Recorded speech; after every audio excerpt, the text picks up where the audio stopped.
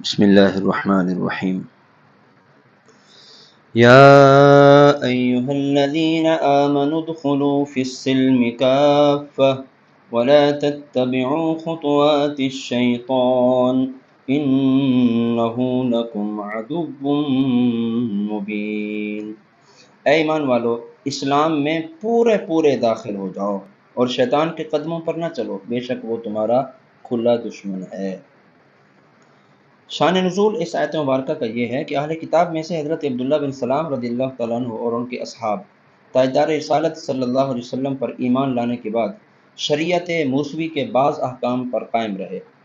ہفتے کے دن کی تعظیم کرتے، اسرت شکار سے لازماً اجتناب مانتے، اونٹ کے دودھ اور گوشت سے بھی پرہیز کرتے، اور یہ خیال کرتے کہ یہ چیزیں اسلام میں صرف مباح ہیں، یعنی جائز ہیں، ان کا کرنا ضروری تو نہیں، جبکہ تورات میں ان سے اجتناب لازم کیا گیا، تو اس کے ترک کرنے میں اسلام کی مخالفت بھی نہیں ہے اور شریعت موسوی پر عمل بھی ہو جاتا ہے۔ تو اس پر یہ آیت مبارکہ نازل ہوئی اور ارشاد فرمایا کہ اے اسلام کے احکام کا پورا اتباع کرو، یعنی تورات کے احکام منسوخ ہو گئے، اب ان کی طرف توجہ نہ دو۔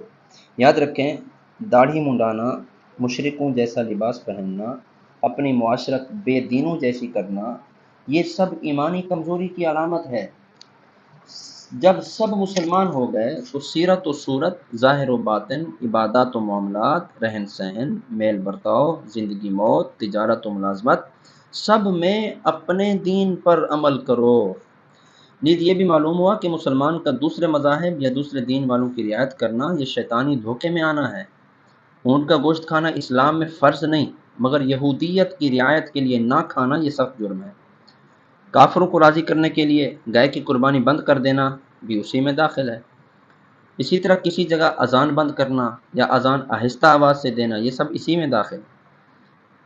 جب آپ مسلمان ہو گئے تو اسلام کے تقاضوں پر پورا عمل کرو، اب کسی قسم کی لچک دکھانے کی گنجائش ہرگز نہیں ہے۔ فَإِن زَلَلْتُم مِّن بَعْدِ مَا جَاءَتْكُمُ الْبَيِّنَاتُ فَاعْلَمُوا أَنَّ اللَّهَ عَزِيزٌ حَكِيمٌ۔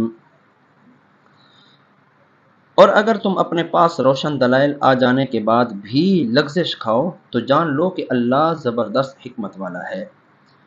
اس سے مراد یہ ہے کہ واضح دلیلوں کے باوجود اسلام میں پورے داخل ہونے سے دور رہو اور اسلام کی راہ کے خلاف روش اختیار کرو تو یہ تمہارا سخت جرم ہے۔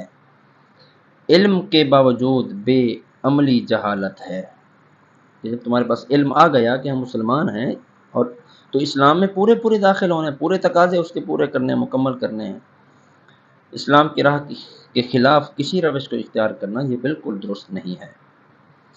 هل ينظرون إلا أن يأتيهم الله في ظلل من الغمام والملائكة وقضي الأمر وإلى الله ترجع الأمور۔ لوگ تو اسی چیز کا انتظار کر رہے ہیں کہ بادلوں کے سایوں میں ان کے پاس اللہ کا عذاب اور فرشتے آ جائیں اور فیصلہ کر دیا جائے اور اللہ ہی کی طرف سب کام لوٹائے جائیں۔ فرمایا جا رہا ہے کہ دین اسلام چھوڑنے اور شیطان کی فرما برداری کرنے والے کس چیز کا انتظار کر رہے ہیں؟ کیا اس چیز کا انتظار کر رہے ہیں کہ اللہ کا عذاب اور عذاب کے فرشتے اتر آئیں اور ان کا قصہ تمام کر دیا جائے؟ کیا اس چیز کا انتظار کر رہے ہیں؟ سل بنی اسرائیل کم آتیناہم من آیت بینہ ومن يبدل نعمت اللہ من بعد ما جاءته فإن اللہ شدید العقاب۔ بنی اسرائیل سے پوچھو کہ ہم نے انہیں کتنی روشن نشانیاں دیں، اور جو اللہ کی نعمت کو اپنے پاس آنے کے بعد بدل دے تو بے شک اللہ کا عذاب سخت ہے۔ فرمایا گیا کہ بنی اسرائیل سے پوچھو کہ ہم نے انہیں کتنی روشن نشانیاں عطا کی، ان کے انبیاء کرام کے معجزات، ان کی نبوت کی صداقت کی دلیل بنایا، ان کے ارشاد اور ان کی کتابوں کو دین اسلام کی حقانیت کا گواہ بنایا۔ یاد رہے یہ پوچھنا حقیقت میں انہیں قائل کرنے اور شرمندہ کرنے کے لیے ہے اور ان کی اپنی نافرمانیوں کے باوجود اللہ تعالیٰ کی مہربانیوں کا اقرار کرانے کے لیے ہے۔ اور آگے فرمایا اللہ تعالیٰ کی نعمت سے آیات الہیہ مراد ہیں جو ہدایت کا سبب ہیں، اور ان کی بدولت گمراہی سے نجات حاصل ہوتی ہے۔ انہی میں سے وہ آیات ہیں جن میں سرکار دو عالم صلی اللہ علیہ وسلم کی نعت و صفت اور حضور پر نور صلی اللہ علیہ وسلم کی نبوت و رسالت کا بیان ہے، اور یہود و نصارہ کا اپنی کتابوں میں تعریف کرنا اس نعمت کو تبدیل کرنا ہے۔ زُيِّنَ لِلَّذِينَ كَفَرُوا الْحَيَاةُ الدُّنْيَا وَيَسْخَرُونَ مِنَ الَّذِينَ آمَنُوا وَالَّذِينَ اتَّقَوْا فَوْقَهُمْ يَوْمَ الْقِيَامَةِ وَاللَّهُ يَرْزُقُ مَن يَشَاءُ بِغَيْرِ حِسَابٍ۔ کافروں کی نگاہ میں دنیا کی زندگی کو خوشنما بنا دیا گیا، اور وہ مسلمانوں پر ہنستے ہیں، اور اللہ سے ڈرنے والے قیامت کے دن ان کافروں سے اوپر ہوں گے، اور اللہ جسے چاہتا ہے بے حساب رزق عطا فرماتا ہے۔ کافروں کے لیے دنیا کی زندگی آراستہ کر دی گئی، یعنی انہیں یہی زندگی پسند ہے، وہ اسی کی قدر کرتے ہیں اور اسی پر مرتے ہیں۔ دنیا کی زندگی وہ ہے جو نفس کی خواہشات میں صرف ہو، اور جو توشہ آخرت جمع کرنے میں خرچ ہو وہ بفضل تعالیٰ دینی زندگی ہے۔ اس آیت میں وہ لوگ داخل ہیں کہ جو آخرت سے غافل ہیں۔ آگے ارشاد فرمایا کہ کفار غریب مسلمانوں کا مذاق اڑاتے تھے اور دنیاوی ساز و سامان سے ان کی بے رغبتی دیکھ کر ان کی تحقیر کرتے تھے، جیسے حضرت عبداللہ بن مسعود، حضرت عمار بن یاسر، حضرت صہیب، حضرت بلال رضی اللہ تعالیٰ عنہ، ان کو دیکھ کر کفار مذاق اڑایا کرتے تھے اور دولت دنیا کے غرور میں اپنے آپ کو اونچا سمجھتے تھے۔ تو ان کے متعلق فرمایا گیا کہ قیامت کے دن ایماندار ان کافروں سے بلند و بالا ہوں گے، کیونکہ بروز قیامت مومنین قرب الہی میں ہوں گے اور کفار جہنم میں ذلیل و خوار ہو رہے ہوں گے۔ اس سے یہ بھی معلوم ہوا کہ غریب مسلمانوں کا مذاق اڑانا یا کسی مسلمان کو ذلیل یا کمینہ جاننا یہ مسلمانوں کا نہیں بلکہ کافروں کا طریقہ ہے۔ فاسق و کافر اگرچہ مالدار ہو وہ ذلیل ہے، مومن اگرچہ غریب ہو، کسی بھی قوم سے ہو، وہ عزت والا ہے، بشرطے کہ وہ متقی اور پرہیزگار ہو۔ كان الناس أمة واحدة فبعث الله النبيين مبشرين ومنذرين وأنزل معهم الكتاب بالحق ليحكم بين الناس فيما اختلفوا فيه وما اختلف فيه إلا الذين أوتوه من بعد ما جاءتهم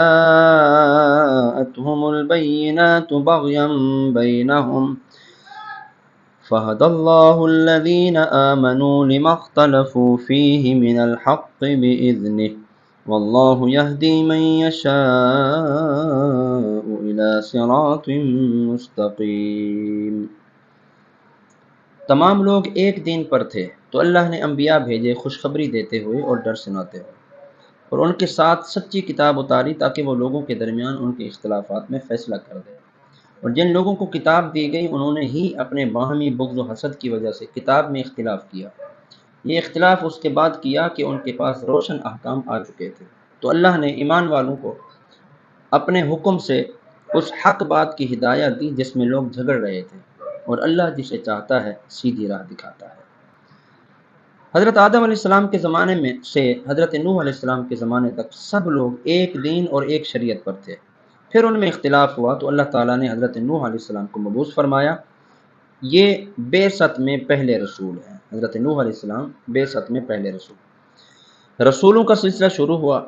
نیز لوگوں کی ہدایت کے لیے بہت سے انبیاء اور رسولوں کو کتابیں اور صحیفے عطا کیے گئے، جیسے حضرت آدم علیہ السلام، حضرت شیس علیہ السلام، حضرت ادریس علیہ السلام پر صحائف اترے، حضرت موسیٰ علیہ السلام پر تورات، حضرت داؤد علیہ السلام پر زبور، حضرت عیسیٰ علیہ السلام پر انجیل، اور خاتم الانبیاء محمد مصطفیٰ صلی اللہ علیہ وسلم آپ کی ذات پر قرآن مجید فرقان حمید نازل ہوا۔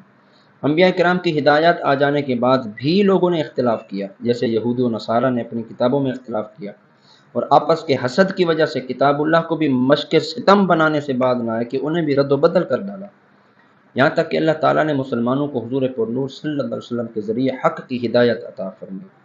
چنانچہ یہود و نصارہ کو جن باتوں میں اختلاف تھا ان میں جو حق تھا اللہ تعالیٰ نے مسلمانوں کو وہ سمجھا دیا۔ تو قرآن مجید فرقان حمید راہ ہدایت ہے، اس پر عمل کرنے والا کبھی گمراہ نہیں ہو سکتا۔ تو قرآن پاک کا دامن تھامے رکھیں اور نبی علیہ الصلوۃ والسلام کی شریعت مطہرہ پر عمل کرتے رہیں۔ اللہ تعالیٰ ہم سب کو دین و دنیا کی بلائیں عطا فرمائے۔ وما علینا الا البلاغ۔